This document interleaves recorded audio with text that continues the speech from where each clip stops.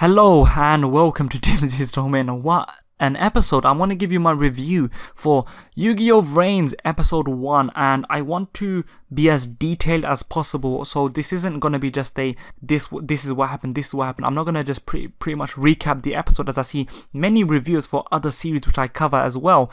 I want to tell you how certain scenes, interactions and characters resonated with me and what it achieved in the long run. So let's start off from the beginning. So it's starting off with Revolver attacking the Cybers, firstly showcasing the fact that he is a threat.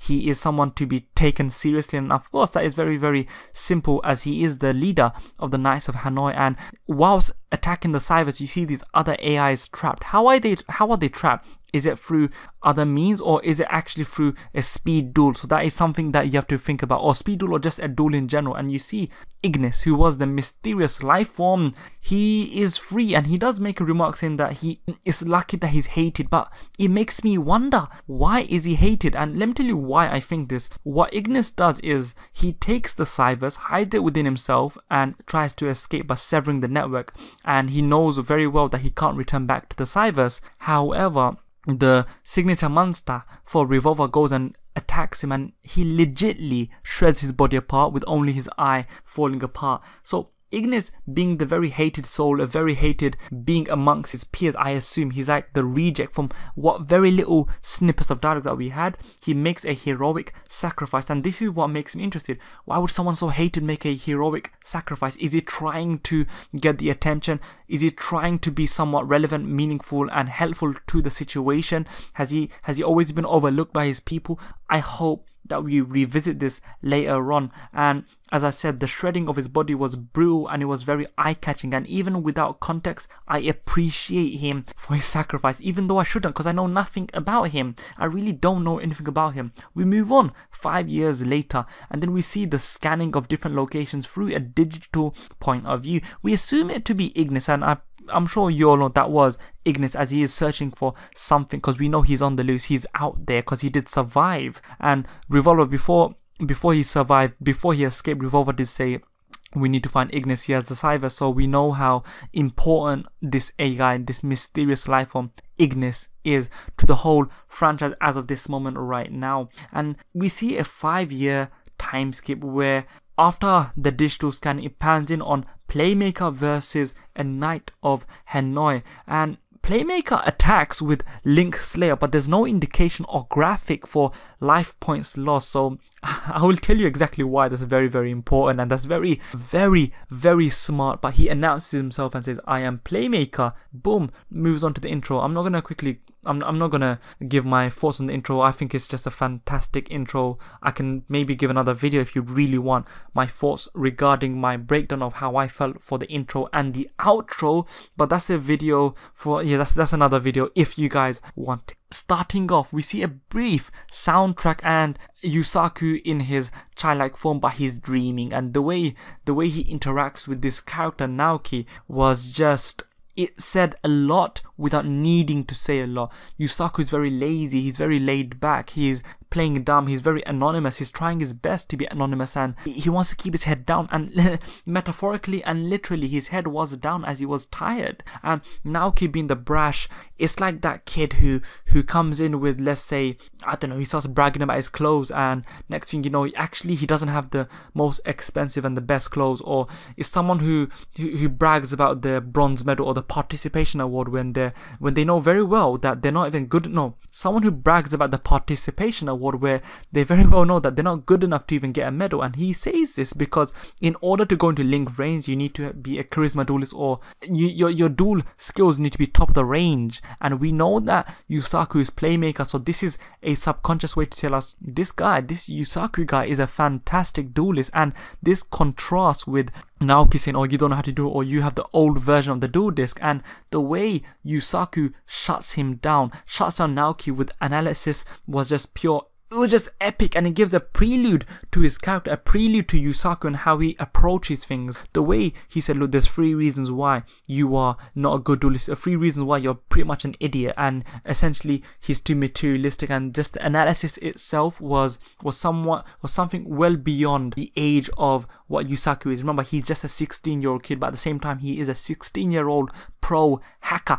And as I said, it gives us an insight of Yusaku's character. Already he's so very likable. There's nothing that he's done to make me not like him. There's nothing he's done which made me think to myself, I don't know. I'm already completely invested in him, because we saw the two sides, a very brief snippet, two sides of Yusaku and Playmaker. It cuts to Akira Zaizen speaking to Bishop with a chessboard graphic, and that tells me that there is a treacherous hierarchy veiled in anonymity within SOL Technology, who are responsible for making this dual disc, and essentially they are the one who are running the city, Den City that is. And that says a lot to me, whereby you see how Bishop was anonymous. They weren't showing any inkling of what he may look like or what she may look like. It's just an avatar. It does show the mystery that is to come, and this is just episode 1, so them building the blocks and just paving the way for further things. They already started off the strands of many potentially diverging storylines, and I honestly think for all the storylines that they laid the groundwork for, they should be able to keep up with it. It's not like they're going to be overwhelmed like they did with Arc 5. However, it's still extremely early days for me to make such an assumption for that. But it cuts to the Knights of Hanoi with the underlings reporting to Revolver, and this mirrors what we just saw in the previous scene with SOL Technology. This mirrors and makes it clear through dialogue and visuals that they are a different faction with clashing ideals. Obviously that we can just see evidently that the Knights of Hanoi and SOL Technology just do not mix. They really don't go with each other enough. And the dialogue, if you put the dialogue aside, just the way they were cut together, the visuals as well showcase it. But we do know that Bishop did say that, okay, we need to do a city-wide scan to find Ignis. We need to capture the AI, and of course this is the mutual goal, the mutual aim for both the Knights of Hanoi as well as SOL. Now, let me say one thing. Kusanagi has, and firstly, he explains Speedos and has the best ever hot dog shack in existence. How his hot dog shack can just transform into this supercomputer, not lab, but just this little man cave. It really is a man cave. You got food and you got computers. Honestly, what more can you say? And yes, he does give us the brief hearsays, a bit of rumors, a bit of unconfirmed reports regarding the data storm and Yugioh Vrains and just all of these things. And once again, they are building the groundwork for things to come later on. The showcase of the charisma duelist on the screen is also very interesting because of the fact that they only focus on 2, and I guess these are the only 2 that we were made aware of before the airing of the first episode, and that was of course Go Onuzuka and the Blue Angel, who is played, spoiler alert I guess, no I'm not gonna spoil actually, Blue Angel, whose identity as of yet has not been revealed onto this episode. So we know Zaizen, Akira Zaizen, is also the guy who's reporting to Bishop, and he is the head of security for SOL Technology. But yes, the way they showcase the charisma duelist on the screen and then it's then overshadowed by the attack from the Knights of Hanoi was just a very smart way to, and this is obvious because of the fact that they focus on Go Onuzuka as well as Blue Angel. It's a very smart way to involve them into the whole mix and the whole conflict between the Knights of Hanoi, the AI as well as SOL Technology. So we might get this third faction, and that is made up of the charisma duelist who will eventually probably team up with Yusaku Fujiki, who is Playmaker. The reason I say that is when Yusaku captures Ignis, yes, he does capture Ignis in such a genius fashion, and then with the way he later uses it for leverage, the way he uses the AI for leverage was simply just badass. It's just simply badass. There is nothing to hate about Yusaku thus far, and the transformation sequence when he goes into Playmaker was just epic. But I hope that they use different variations because I can see it getting boring quite fast. So hopefully they have different ways, different graphics, different visuals when they go and show him going into Playmaker. When he goes into Yugioh Vrains and through the protest of the AI, through the protest of Ignis, who has been captured into his dual disc, essentially saying, by the way, I must say Ignis is very funny. He's very witty. From the first few snippets of dialogue when we first saw him in the opening 1 or 2 minutes of the episode 2, just the way he was interacting. And even though he has a limited visual capability, the facial expressions, the eyebrow, the eyelid expression they do with him showcase his emotions. And it's very weird because they did say, hey, how can an AI be a sentient being? Meaning, how can an AI have thoughts like this? Once again, when we saw Naoki and Yusaku interact, we were given a short little thing about, okay, this we have AIs are the new way to go. Yusaku, you're using the old way of dueling where you got cards, you need an AI, and this is how Yusaku is evening the playing field, and he's becoming on top.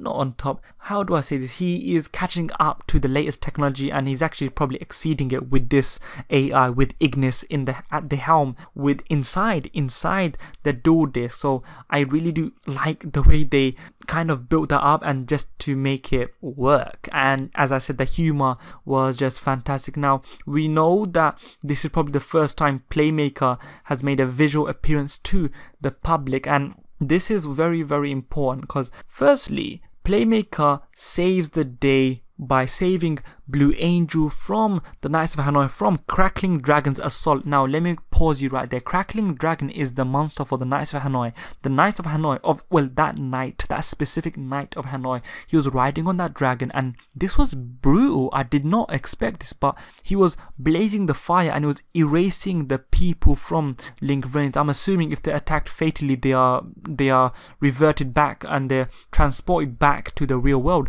But it was somewhat brutal. I'm like, oh wow, he's essentially pseudo killing everyone, and he's about to kill Blue Angel, but then Yusaku saves the day. And this is probably, as I said earlier, a little prelude to a future partnership between the Charisma Duelist and Playmaker. But we know that this is probably the first time Playmaker has made a visual appearance to the public, SOL and the Knights of Hanoi, for everyone. Remember this, when they were reporting back to Revolver, they spoke about, oh, there's a guy called Playmaker, he's foiling our plans, but Revolver just brushed it aside. And now Playmaker pretty much just said, no, I am a problem, I'm not going to be brushed aside. And this makes the previous scene, as I stated earlier with Naoki, even more meaningful. In addition to that scene, because of the fact that let me talk about that scene. In addition to the fact that, that scene becomes very important, as later Yusaku speaks about believing and trusting in your own cards rather than accessories and other things outside the deck. And this is response to when Ignis says, look, I've analyzed your deck, you can't beat this dragon is far too difficult. And the reason why that scene is also important is how Naoki said, oh, he's very cool because no one has seen him, he's very cool because he's anonymous, he's just a badass. And that is very, very true. And him just saying, announcing to the world, I am Playmaker, without really saying or talking, gives me hints and vibes of, let's say, when in My Hero Academia All Might busted onto the scene and said, I am here, I am All Might. It's like this initial step to the public eye saying, I am here. And he really did make an impact. And as I said earlier, I just really appreciate the fact that it was contextually relevant, because they built it up and it just made sense. It felt, once again, contextually powerful because of the previous mentions, and the build-up was so damn good. And speaking about build-up, it ends perfectly with them as they are about to conduct a speed duel, and the data storm comes into play, which was spoken about earlier but just only hearsay through Kusanagi. And with the data storm and them just about to commence the first ever speed duel. Now let's talk about dueling for 1 second. There was zero dueling in this episode, although they kind of showed snippets and small little bits and bobs which kind of assumed that they are dueling. There was no visual for the life points, there was no actual attacking, calling out plays, monsters in that sense, although they were supposed to showcase Go Onizuka's duel and the Blue Angel's duel as well on the TV, but that was rudely interrupted. We saw something minor when Playmaker attacked with his monster against the Knight of Hanoi before cutting to the opening, but there legitimately was no sense of dueling at all in the episode, and I think that was perfectly done. I think they were teasing us from the beginning all the way to the end. When are they gonna duel? When are they gonna duel? I can't wait for them to duel. And when they finally announced the duel, that is the cliffhanger. I think this episode just achieved everything it needed to, in terms of it was building up the hype. It showcased his character. It shows a theme, a more mature theme, with them ripping up certain characters and burning people alive, even though it's in the cyberspace. But it achieved so many things on so many levels, whereby it built up different diverging story points which could become very important later on. I guess every opening episode does that, but it was very effective in the way I felt that it was achieving this fact. I really enjoyed this. What else is there, guys? If there is anything I'm missing, or if you want to tell me your thoughts, do tell me down below. I hope to give you the most thought-provoking and thoughtful analysis and review for this episode, for all episodes of Yugioh Vrains. I also want to achieve this by just your feedback, telling me exactly how I can improve my reviews, improve my content, and just improve and just suggest Yu-Gi-Oh videos in general. You guys are just fantastically and phenomenally very smart. You guys are very intelligent from the comments I've seen and the comments I've gotten on all of my Yu-Gi-Oh videos, and I know not everyone's a complete Yu-Gi-Oh fan, so just in general, I appreciate your comments down on my videos. So final thoughts: 5 out of 5, 10 out of 10, 5 stars. This episode achieved absolutely everything with such a big ensemble cast on show. They don't need to all speak, but just they showed a lot more than I expected, and I was just really I was blown away, and I'm satisfied. So with that being said, like, share and subscribe. We just do this. You may now exit Dimsy's domain. Thank you and goodbye.